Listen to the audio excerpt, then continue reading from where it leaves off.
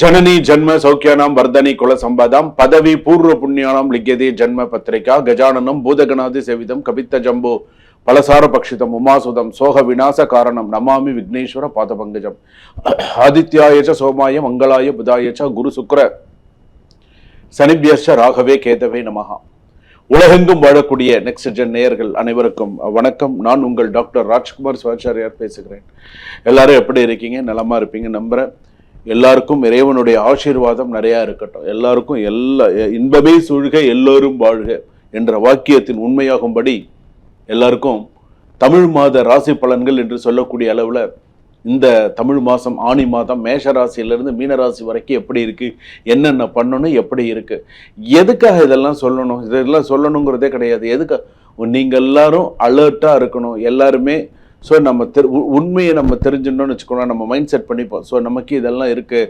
So சில பேருக்கு வந்து பொது பலன்களே தன்னுடைய வாழ்க்கைக்கு பொருந்திய அளவுக்கு சுவாமிஜி சொல்கிறாங்க அப்படிங்கிற அளவுக்கு சில பேருக்கு தெரியுது.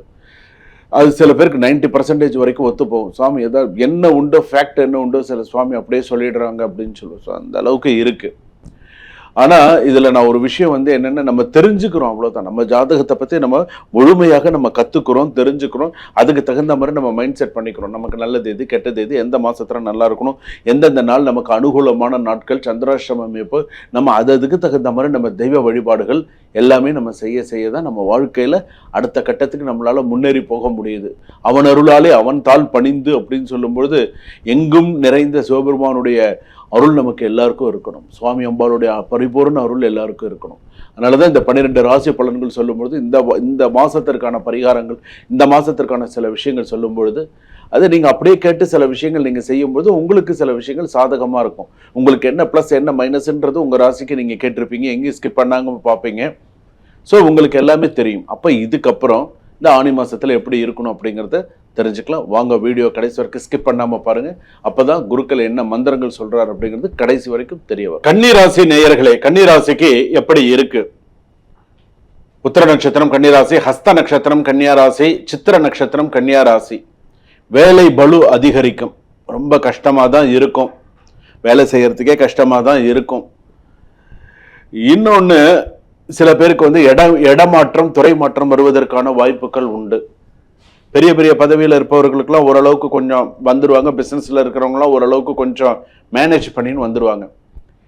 சில பேர் எப்படி இருப்பாங்கன்னு, இந்த வேலையை விட்டுறலாமா வேண்டாமா, வேலையை விட்டா என்ன பண்ணுறது, அடுத்த உடனே நமக்கு கிடைச்சிருமா கிடைக்காதா, இல்லை இதுலேயே இருக்கலாமா, பேப்பர் போடலாமா வேண்டாமா, போட்டால் ஈஸியாக அக்செப்ட் பண்ணிடுவாங்களா, இல்லை போகாதீங்க நம்மளை நிறுத்தி வைப்பாங்களா, இப்படி பல யோசனைகள் போயின்னு இருக்கு. ஒன்று இந்த மாதிரி சிலர் இருக்காங்க.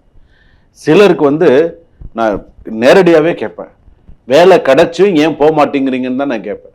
சில பேருக்கு வேலை கிடைக்கிறது, இந்த வேலை அவ்வளோ தூரம் போக வேண்டியதாக இருக்குது, போகலாமா வேண்டாமா அப்படின்னு யோசிச்சுட்டு இருக்கேன். ஹெல்த் வேறு இஷ்யூவாக இருக்குது, அவ்வளோ தூரம் வேலைக்கு போகணுமா அப்படின்னு யோசிச்சுட்டு இருக்கேன். கொஞ்சம் பார்த்துன்னு இருக்கேன் சார், கொஞ்சம் வேற ஏதாவது ஒரு ஆப்ஷன் கிடைக்குதான்னு பார்த்துட்டு இருக்கேன், வெயிட் பண்ணிட்டு இருக்கேன்.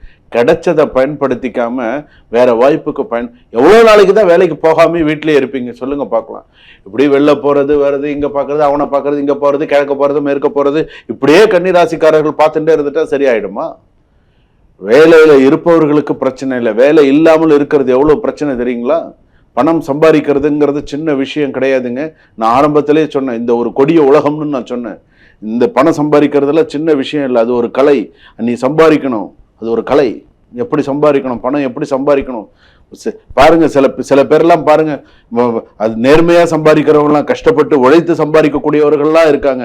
அதுலயும் இந்த கொடிய உலகத்துல எப்படி திருட்டுத்தனமா சம்பாதிக்கலாம், எப்படி ஒருத்தனை ஏமாத்தி சம்பாதிக்கலாம், ஒருத்தனை எப்படி நம்ப வச்சு எப்படி சில பேர் இப்படி எல்லாம் நிறைய பேர் ஒவ்வொருத்தரும் ஒவ்வொரு விதத்துல பணம் சம்பாதிக்கிறாங்க.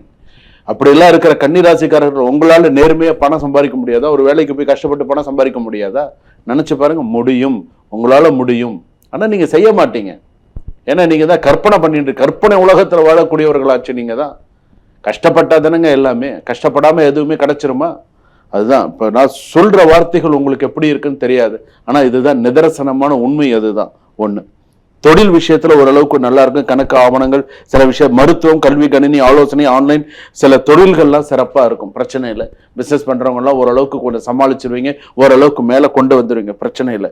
கூட்டாளிகளின் செயல்பாடுகளை நீங்கள் கண்காணிக்கவும். உன் ஃப்ரெண்டா இருப்பான், உன் கூட தான் இருப்பான், ஆனா உனக்கு தெரியாம வேற வேலை பார்த்துட்டு போயிடுவான். அதனாலதான் கொஞ்சம் கண்காணிக்கவும் அப்படின்னு சொல்லி பார்த்துக்கோ, அவனை ஒரு கண்டு பார்த்துக்கோ அப்படின்னு நான் சொல்றேன். ஸோ பார்த்துக்கோ. வருமானம் சீராக இருக்கும். எதிர்பாராத மருத்துவ செலவு, குடும்ப செலவு அதிகரிக்கலாம். சேமிப்பை அதிகரிக்க நல்ல நேரம். ஜூன் இறுதியில் பெரிய முதலீடுகளை தவிர்க்கும். இந்த மாசம் கடைசியில பெரிய முதலீடுகளை தவிர்க்கிறது நல்லது.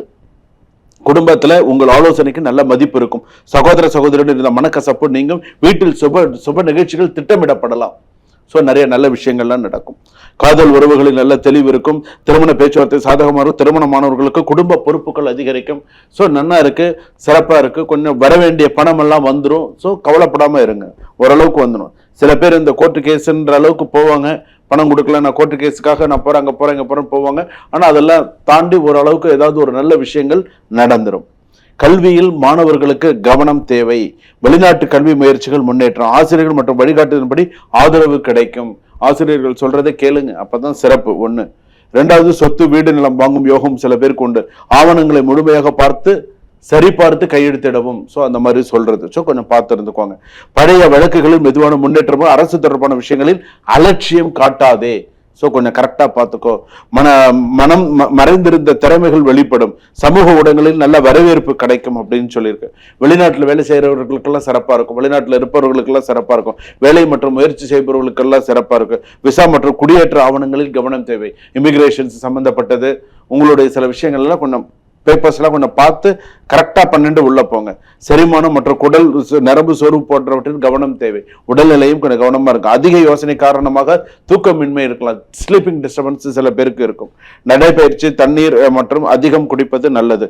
ஜூன் 17, ஜூன் 29, ஜூலை 9 இந்த நாட்களில் நீ கவனமா இருக்கணும், இல்லைன்னா பிரச்சனைகள் வரும். ஸோ கவனமா இரு. முக்கிய இதுல கையெழுத்து போடும் போதெல்லாம் கவனமா இருங்க. கன்னிராசி சிலருக்கு நீண்ட காலமா காத்திருந்த வேலை வாய்ப்பு சில பேருக்கு கிடைக்கும். வேலை கிடைச்சா பயன்படுத்திக்கும். குடும்பத்தில் ஒருவரின் வெற்றி உங்களுக்கு மகிழ்ச்சியை தரக்கூடியதாக இருக்கும். பழைய நண்பர்கள் மூலம் புதிய தொழில் அல்லது வேலை வாய்ப்பு, உன் ஃப்ரெண்ட்ஸ் மூலமா ஏதாவது ஒன்று வரத்துக்கான வாய்ப்பு இருக்கு, பயன்படுத்திக்கும். முக்கியமான வாழ்க்கை மற்றும் முடிவு இந்த மாதத்தில் எடுக்கக்கூடிய சூழ்நிலைகள் உன் ஜாதகத்துல உண்டு. கரெக்டா பண்ணிக்கும். மாணவர்களுக்கு கல்வி உதவி செய்வது சிறப்பான பலன்களை தரக்கூடியதாக இருக்கும். இரண்டாவது, கன்னிராசிக்காரர்களுக்கு இந்த ஆணி மாதம் உழைப்பின் மூலமாக பலன்கள் வெளிப்படும் அப்படின்னு சொல்லி காட்டுறது. உழைப்பின் மூலமாக உனக்கு நல்ல பலன்கள் வரும். பணம் மற்றும் குடும்பத்தில் நல்ல முன்னேற்றம், நிறைய நல்ல நிகழ்ச்சிகள், நல்ல விஷயங்கள் எல்லாம் நடக்கும். பண விஷயத்துல கொஞ்சம் கவனமா இரு. நிறைய நகையெல்லாம் அடமானத்துல வச்சிருக்க அப்படின்னு சொன்னா கொஞ்சம் கொஞ்சமா அந்த நகையெல்லாம் எடுக்கிறதுக்கான விஷயங்களை பாரு. ரெண்டாவது, எந்த ஒரு விஷயத்தையும் இன்றைய செய் நன்றை செய், இன்னைக்கே செஞ்சிரு. நாளைக்குன்ற ஒரு விஷயத்தை தள்ளி போடாத. இதெல்லாம் கன்னிராசிக்காரர்களுக்கு மிக முக்கியமான விஷயம்.